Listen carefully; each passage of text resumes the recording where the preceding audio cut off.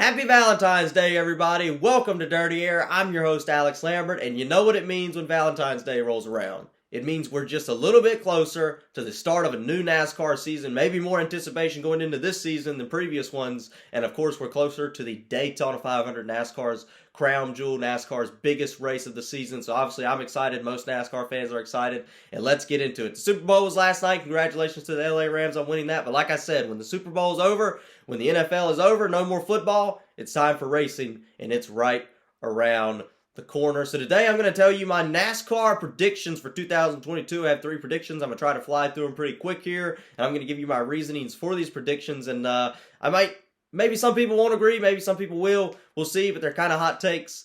So let's go ahead and get into it. Number 1, this is not really too bit of a hot take. This is more or less me explaining to you why this will happen than a prediction, because I'm very certain that this will happen. But number 1, NASCAR will grow this year. They'll have higher TV ratings, higher attendance, and overall more fans will be watching NASCAR this year than the previous maybe 5 years or so. I think we're going to see a pretty significant jump in NASCAR. We've already seen a few jumps from last season where we were breaking records or going back to the same TV ratings that we were having in 2017 and 2016, which is obviously, 5-6 years ago, even, 7 years ago at this point, and we were getting back to those numbers, which obviously those numbers back then were way higher than what we have now.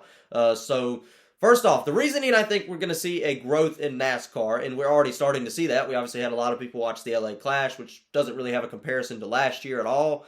But we already have seen where there will be more people attending the Daytona 500 this year than I think we've seen in a long time. According to Adam Stern on Twitter, the Daytona 500 is a complete sellout for Sunday. That includes all the suites that are above the grandstands. That includes the fan zone. I believe it's the Uno fan zone inside of the track.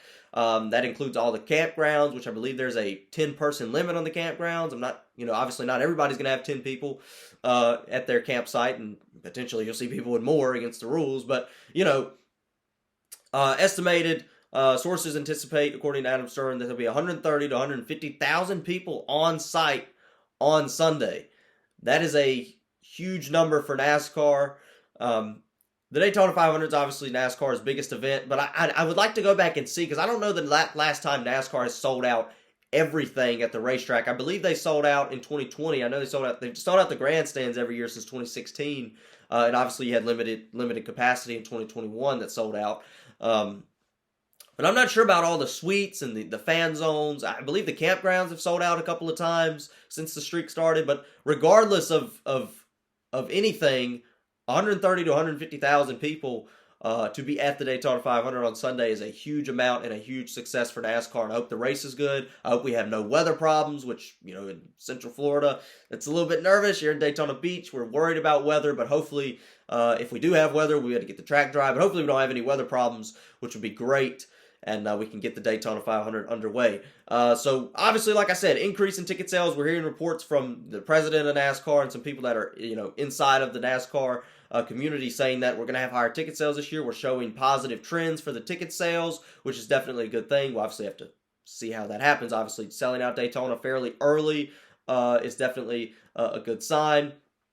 But another reason you're going to see an amount of growth in NASCAR, and maybe besides the ticket sales, but the TV ratings particularly, it's almost a guarantee we're going to see higher TV ratings, because for the first time since 2009, NASCAR is going to have more races on network television. That means Fox and NBC than we've had since 2009. We're going to have a lot more races on regular TV than we have had since the NBCSN era or the Fox Sports 1 era.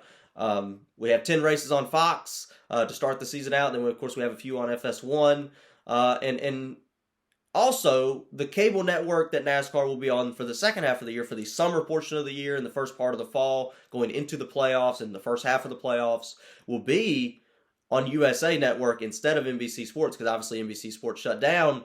Well, NBC Sports Network didn't reach near as many households as USA did, plus some people who maybe don't tune in for sports or don't really watch NASCAR will tune on to USA for maybe to watch a show or something, and then see NASCAR on and just maybe they'll stick around and see what happens. So I think we're going to see a huge jump in, like I said, maybe a jump, maybe going back to where we were 5 years ago as far as TV ratings and ticket sales. Not only that, I'm seeing NASCAR drivers on commercials for the first time in a while. I know I saw Tony Stewart and one of his drivers on the commercial. I saw a couple of Penske drivers on a commercial. I believe that was for AutoZone. So getting the stars out there, getting the drivers out there is certainly a good thing. My second prediction, and I'm going to try to keep this one as quick as possible, but I do have a second prediction about Martin Truex Jr. This is kind of a random one, but I do want to mention it. I think Martin Truex Jr. is going to have a huge down season.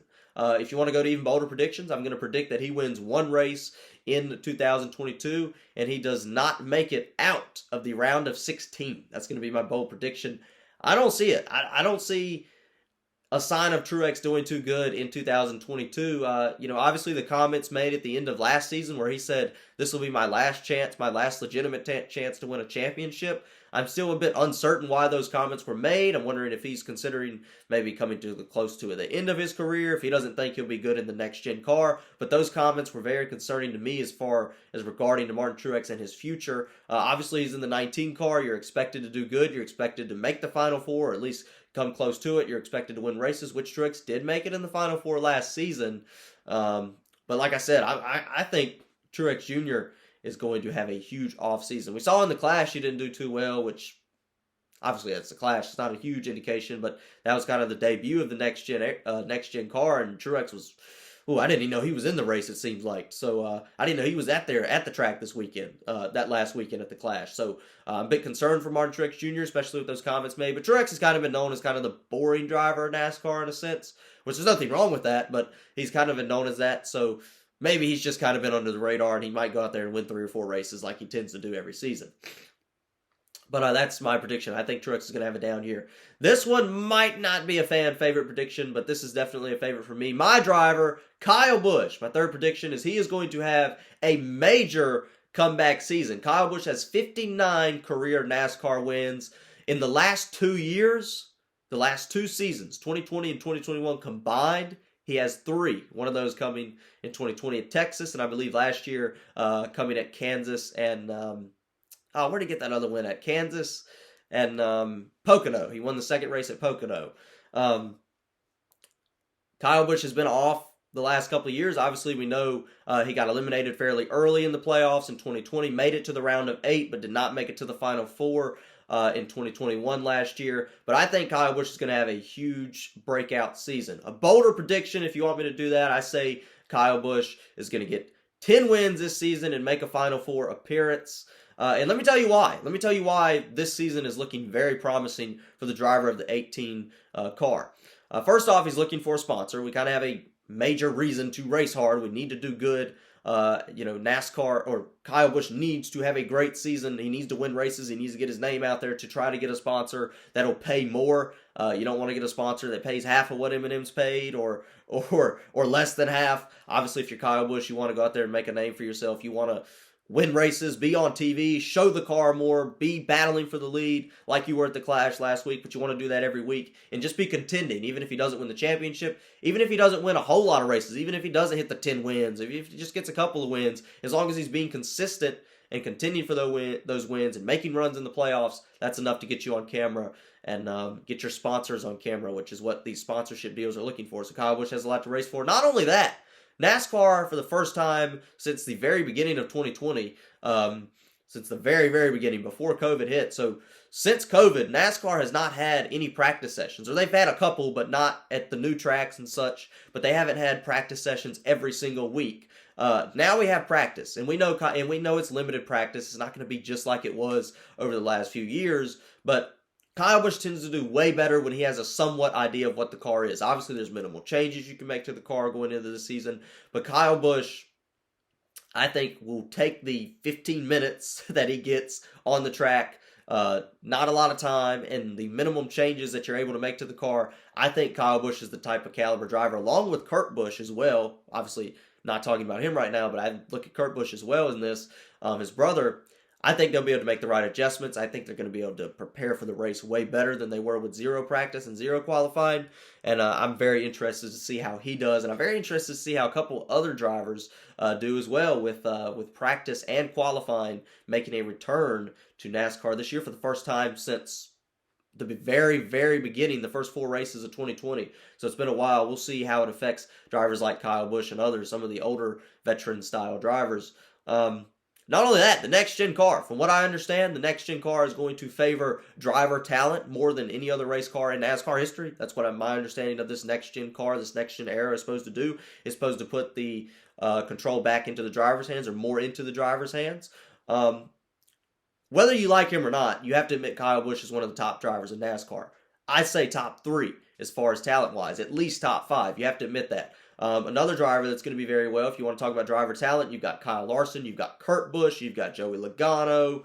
Those guys are going to be hard to beat this season. I even look at Brad Keselowski. As far as putting more driver talent into the hands of the drivers and less, gimmicks or, tuning up the car, which is what this next-gen car's goal is to do, I think you're going to see a lot of drivers that are really good drivers, but maybe not in top equipment, do better. But I think you're going to see drivers like Kyle Busch, Kurt Busch make some runs this season. Joey Logano, I think you're going to see up there, and maybe even Brad Keselowski will have a breakout season to do way better than he has in the past. So obviously that's very interesting. I'm excited for it. Like I said, I think Kyle Busch is going to have a great season. So those are my predictions. TV ratings going up, or NASCAR just growing overall this season. Truex Jr. is going to fall off a cliff. And then, of course, Kyle Busch is going to have a breakout NASCAR season. He's going to come back from the last 2 disappointing years.